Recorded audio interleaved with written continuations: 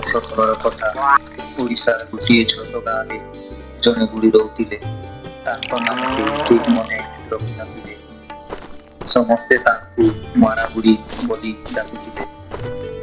ବୁଢ଼ୀଙ୍କର କେହି ପୁଅ ଝିଅ ନଥିଲେ। ସେ ଏକା ଏକା ଗାଁର ଶେଷ ମୁଣ୍ଡରେ ଥିବା ମାଟି ଘରେ ରହୁଥିଲେ। ବୁଢ଼ୀଙ୍କ ଘର ପଛରେ ଏକ ବଡ଼ ବଗିଚା ଥିଲା।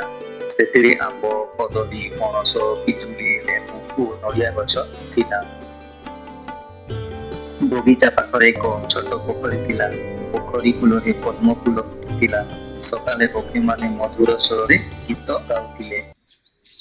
ବୁଢ଼ୀ ପ୍ରତିଦିନ ସକାଳେ ଉଠି ଠାକୁରଙ୍କୁ ପ୍ରଣାମ କରୁଥିଲେ। ତାପରେ ବଗିଚାରେ ପାଣି ଦେଉଥିଲେ ଏବଂ ଗଛମାନଙ୍କ ସହ କଥା ହେଉଥିଲେ। ସେଇ ଗାଁ ପାଖରେ ଗୋଟିଏ ଘନ ଜଙ୍ଗଲ ଥିଲା। ଜଙ୍ଗଲରେ ଅନେକ ପଶୁ ପକ୍ଷୀ ରହୁଥିଲେ। ସେମାନଙ୍କ ମଧ୍ୟରେ ଗୋଟିଏ ବିଲୁଆ ଥିଲା। ଏହି ବିଲୁଆ ଅନ୍ୟ ବିଲୁଆମାନଙ୍କ ଭଳି ନଥିଲା।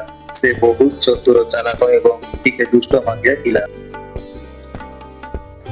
ସେ ନିଜ ବୁଦ୍ଧି ବଳରେ ସବୁ ପଶୁଙ୍କୁ ଠକି ଦେଉଥିଲା। କେବେ କାଉର ଖାଦ୍ୟ ନେଇଯାଉଥିଲା, କେବେ ମୂଷାକୁ ଭୟ ଦେଇ ତାର ଖାଦ୍ୟ ଛଡ଼େଇ ନେଉଥିଲା। ଏହି କାରଣରୁ ଜଙ୍ଗଲର ଅନେକ ପଶୁ ତାକୁ ପସନ୍ଦ କରୁନଥିଲେ। ଗୋଟିଏ ଦିନ ବିଲୁଆ ଖାଦ୍ୟ ଖୋଜି ଖୋଜି ଗାଁ ପାଖକୁ ଆସିଲା। ହଠାତ୍ ତାର ନଜର ବୁଢ଼ୀଙ୍କ ବଗିଚା ଉପରେ ପଡ଼ିଲା। ସେ ଦେଖିଲା ପକା ପିଜୁଳି ଗଛରେ ଝୁଲୁଛି, କଦଳୀ ଗଛରେ ସୁନା ରଙ୍ଗର କଦଳୀ ଫଳିଛି, ଆଉ ପଣସ ଗଛରେ ବଡ଼ ବଡ଼ ପଣସ ଝୁଲୁଛି। ବିଲୁଆ ଜିଭ ଚାଟି କହିଲା, କେତେ ଭଲ ଫଳ, ଆଜି ରାତିରେ ମୁଁ ଏଠାକୁ ଆସି ଭୋଜନ କରିବି। ରାତି ହେଲା, ଚାରିଆଡ଼େ ନୀରବତା ପଡ଼ିଗଲା। ବୁଢ଼ୀ ଘରେ ଶୋଇ ପଡ଼ିଲା। ବିଲୁଆ ଧୀରେ ଧୀରେ ବଗିଚାକୁ ପଶିଲା। ସେ ପ୍ରଥମେ 2ଟି ପିଜୁଳି ଖାଇଲା, ପରେ ଆଉ 2ଟି, ତାପରେ ଲୋଭରେ ପଡ଼ି ଅନେକ ଫଳ ତାରକୁ ଖସେଇ ଦେଲା। ପେଟ ଭରିଗଲା ପରେ ସେ ହସି ହସି ଜଙ୍ଗଲକୁ ଫେରିଗଲା। ସକାଳେ ବୁଢ଼ୀ ବଗିଚାକୁ ଆସି ଦେଖିଲା ସବୁଠାରେ ଫଳ ପଡ଼ିଛି। ସେ ଆଶ୍ଚର୍ଯ୍ୟ ହୋଇ କହିଲା, କି କଣ ହେଲା? କିଏ ମୋ ବଗିଚା ନଷ୍ଟ କଲା? ପରଦିନ ମଧ୍ୟ ସେଇ ଘଟଣା ହେଲା। ଏବେ ବୁଢ଼ୀ ନିଷ୍ପତ୍ତି ନେଲା ଯେ ଚୋରକୁ ଧରିବି। ରାତିରେ ସେ ଘର ଭିତରେ ନ ଶୋଇ ବଗିଚା ପାଖରେ ଲୁଚି ରହିଲା। ମଧ୍ୟରାତ୍ରି ବେଳେ ବିଲୁଆ ଆସିଲା।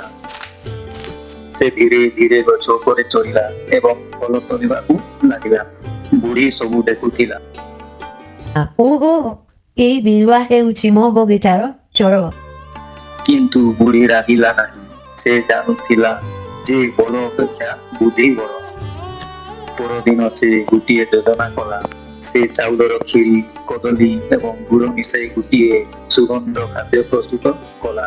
ତାକୁ ଗୋଟିଏ ବଡ଼ ଝୁଡ଼ି ତଳେ ରଖିଦେଲା। ରାତିରେ ବିଲୁଆ ସେହି ସୁଗନ୍ଧ ପାଇ ଦୌଡ଼ି ଆସିଲା। ସେ କହିଲା, ଏମିତି ସ୍ୱାଦିଷ୍ଟ ଖାଦ୍ୟ ମୁଁ କେବେ ଖାଇନାହିଁ। ଖାଦ୍ୟ ଖାଇବାକୁ ଭିତରକୁ ପଶିବା ମାତ୍ରେ ଝୁଡ଼ି ଖସି ପଡ଼ିଲା। ବିଲୁଆ ଖସିଗଲା। ସାରା ରାତି ସେଇ ଚିତ୍କାର କଲା। ସକାଳେ ବୁଢ଼ୀ ଆସିଲା। ବିଲୁଆ କାନ୍ଦି କାନ୍ଦି କହିଲା, ବୁଢ଼ୀ ମା, ମୋତେ ଛାଡ଼ିଦିଅ, ମୁଁ ଆଉ କେବେ ଚୋରି କରିବି ନାହିଁ। ବୁଢ଼ୀ କହିଲା, ତୁମେ ଯଦି ସତରେ ଅନୁତାପ କରୁଛ, ମୁଁ ତୁମକୁ କ୍ଷମା କରିବି। ବିଲୁଆ ମୁଣ୍ଡ ନୁଆଇଲା। ବୁଢ଼ୀ ତାକୁ ଛାଡ଼ିଦେଲା। ସେହି ଦିନଠାରୁ ବିଲୁଆ ବଦଳିବାକୁ ଚେଷ୍ଟା କଲା। କିଛି ମାସ ପରେ ଭୟଙ୍କର ବର୍ଷା ହେଲା। ଗାଁରେ ବନ୍ୟା ଆସିଗଲା। ନଦୀର ପାଣି ବଢ଼ି ଗାଁ ଭିତରକୁ ପଶିଲା। ବୁଢ଼ୀଙ୍କ ଘର ଚାରିପାଖରେ ପାଣି ଭରିଗଲା। ସେ ଏକା ଥିବାରୁ ବହୁତ ଭୟ ପାଇଲା। ସେହି ସମୟରେ ବିଲୁଆ ଜଙ୍ଗଲରୁ ଆସି ଦେଖିଲା ଯେ ବୁଢ଼ୀ ଅସୁବିଧାରେ ଅଛି। ସେ ତୁରନ୍ତ ଜଙ୍ଗଲର ହାତୀ, ହରିଣ, ମାଙ୍କଡ଼ ଏବଂ ଅନ୍ୟ ପଶୁମାନଙ୍କୁ ଡାକି ଆଣିଲା। ମାଙ୍କଡ଼ମାନେ ଘରର ଜିନିଷ ସୁରକ୍ଷିତ ସ୍ଥାନକୁ ନେଲେ। ବିଲୁଆ ବୁଢ଼ୀଙ୍କୁ ସାହାଯ୍ୟ କରି ଉଚ୍ଚ ସ୍ଥାନକୁ ନେଇଗଲା।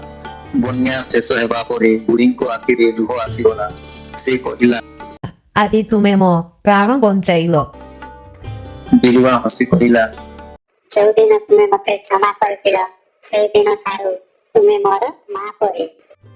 ସେହି ଦିନଠାରୁ ବୁଢ଼ୀ ଓ ବିଲୁଆଙ୍କ ବନ୍ଧୁତାର କାହାଣୀ ସାରା ଅଞ୍ଚଳରେ ପ୍ରସିଦ୍ଧ ହୋଇଗଲା।